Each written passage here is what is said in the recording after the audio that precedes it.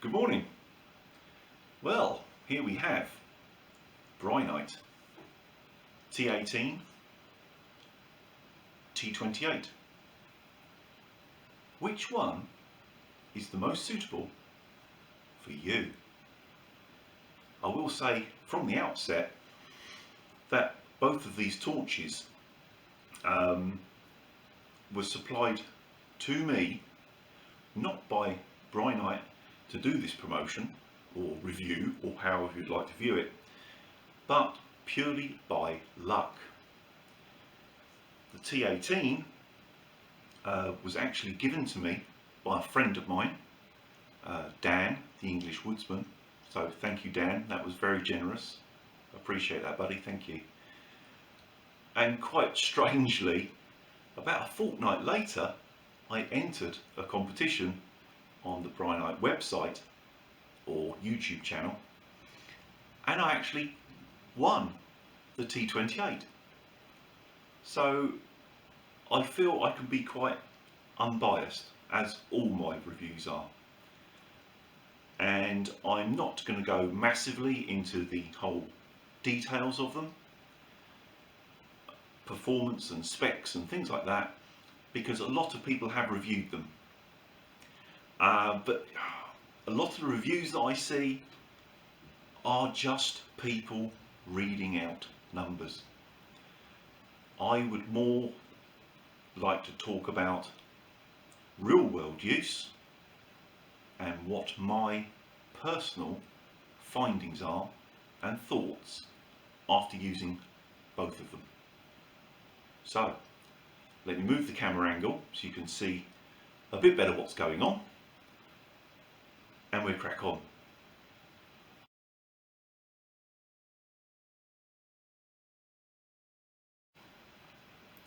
Right, I'll just quickly run through the differences between the two. They look quite similar, but there is big differences. The T18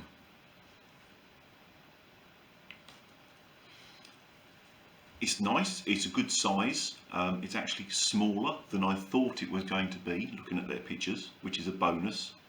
It looked quite chunky on the pictures, but no, it's just a nice size to use. The only thing externally on the torch here to use is the on-off switch on the end there, on the tail, and the fact it's one that you twist to change from flood to zoom.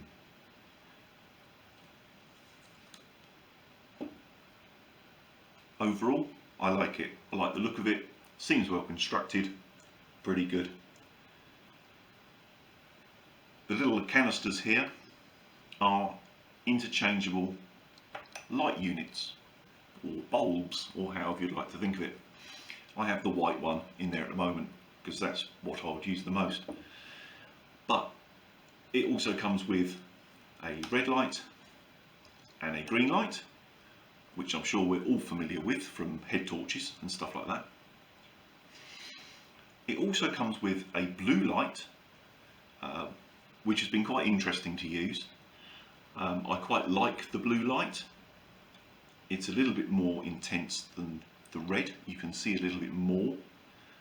Lighting wise, it's probably on par with using a green light.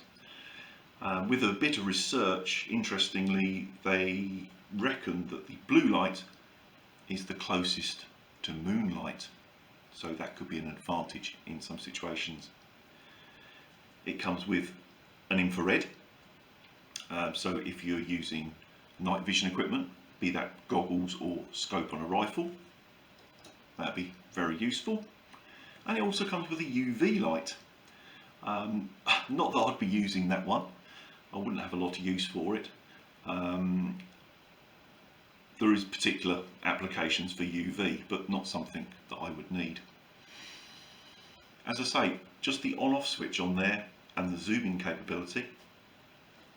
The rest is with your little remote control. Simple 3-button, on-off in the centre, and a plus and a minus for the beam intensity. So you switch your torch on full power. You can then dim it down if you wish, or of course bring the light back up. It also has a memory function, so if you've left it on dim, switched it off, switch it back on, it'll come back on dim where you left it.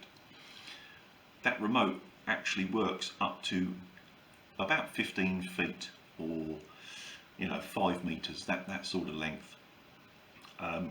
Quite handy, especially if you were using it in a hunting application. You've got the torch mounted on the top of your rifle or whatever.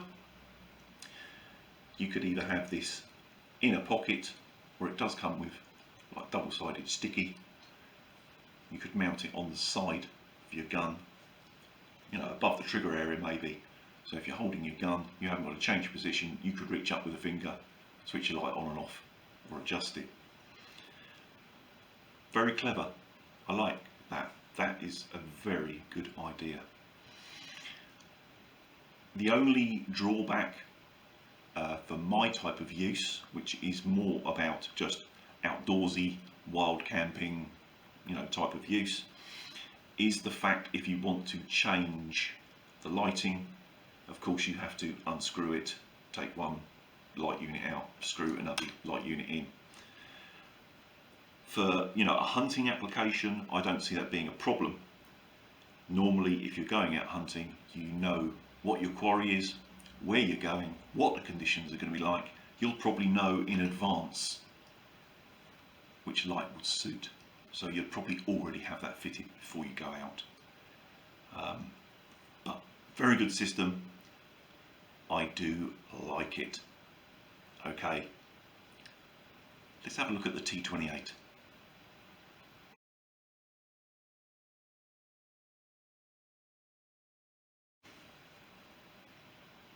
Right, T28, similar size. The difference being this has only 3 light functions: white, green and red, but they're internal. You've just got a simple switch. It's in the white mode, flick it to red, flick it to green. It's as simple as that. For me, personally, the type of use that I would use it for, that's a better idea. The other one, the T18, is very clever, but I don't need all those colours. That's enough for me. Operation is slightly different. You've still got the on-off switch on the tail, but the difference with this one is it's rotary. Therefore, the dimming function can be done here. Very handy. I like that. It does come with a different tail cap, and it has the same buttons as the wireless remote, but of course this one is attached. So you could still have it mounted on a gun with that tail cap screwed in. You've still got your little tape, so you could stick it on the side of your gun. It just means that you've got an extra wire rather than it being wireless. So same functions, same features, just means you're connected. I like this one, I think, more for my personal application. Again, very well made. I do like the look of it. It's not too big. It's nice in the hand. Slightly longer, this one, not by a lot, but I think it's because they've had to make a section here to put the multiple light unit in. That is the only real difference. The head section here is very, very similar, and of course the tail section is very similar because they run off the same battery. They both have the 21700 rechargeable battery in them. So that is the main difference. The lights are internal with a switch, so you don't have to change out the light units, and it has a dimmer function on the tail.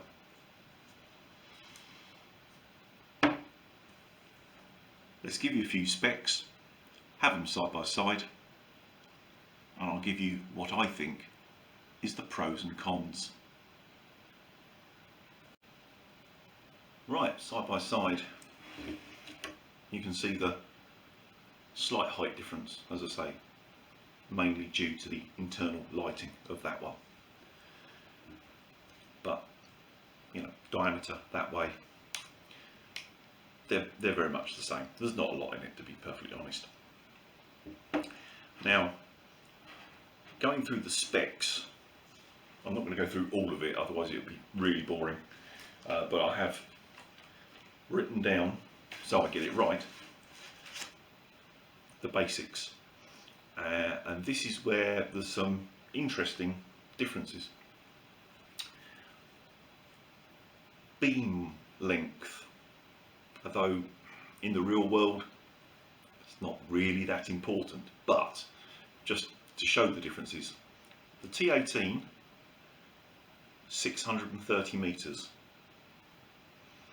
the T28 525, so slightly longer beam length on that one. They both produce 650 lumens. As I said, they both run on the 21700 rechargeable battery, and when on full power on white, T18 195 minutes on a full charge, the T28 135 minutes. So this will last slightly longer. Seeing as they're running on the same battery and so on, I can only assume it's something to do with the way they've done the light unit. But it's more than enough. Even the 135, the lower one. So you've got over 2 hours on absolute full power. And believe me, they are bright. You don't need it on full power.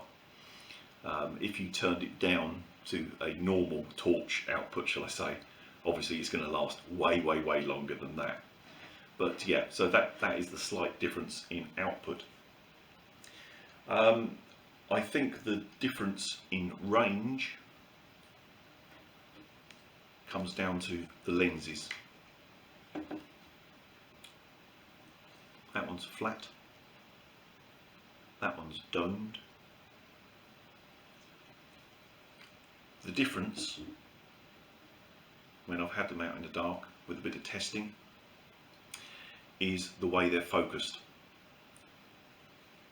The T28 on flood has a much wider angle. It lights up a much bigger area just in front of you, which I like personally. That is the whole idea of a floodlight after all. The T18, it's decent on flood, but it's not as wide as this. Consequently, when you zoom them both, because the T28 has started wider, on full zoom the beam isn't quite so narrow. You still get a good spotlight with this, but this one is even narrower, a real pencil beam. So that's where the extra range comes from, I believe. Again, it depends whether you really need to light up something that's half a kilometre away. Personally, I don't. So the wider flood with just a decent spot is more suitable for me. This has got slightly better range. Yes, it will light up very well at them long ranges, but at that sort of range, in the dark, could I even clearly identify what I'm lighting up, animal wise, at half a kilometre? I don't know. Maybe paired with a telescopic sight on a rifle, yes, but for the naked eye, you don't really notice a great deal of difference using them in the dark. The only thing that's really noticeable is the flood. As I say, the flood is much wider on the T28. So, in conclusion, how do I view them? How do I see them? For general use, camping, that sort of thing, the T28 would be the one for me. The wider flood, the nice dimmer on the end, simple to use, and the fact that it's very simple to change colours. T18, excellent torch, comes with all the accessories, the remote switch, etc. It's a bit more professional almost. So if I had to categorise them, I would say this is more a general purpose torch with hunting capabilities. This is a hunting torch, but with general use capabilities. They do cross over, but I think this one is a little bit more specialised, the T18, and the T28 I think is a more general use torch. There, that's my conclusions. You may not agree, but that is just my personal findings. Anything I've mentioned, people have mentioned, etc., I'll stick the links in the description underneath. Thanks for watching, guys.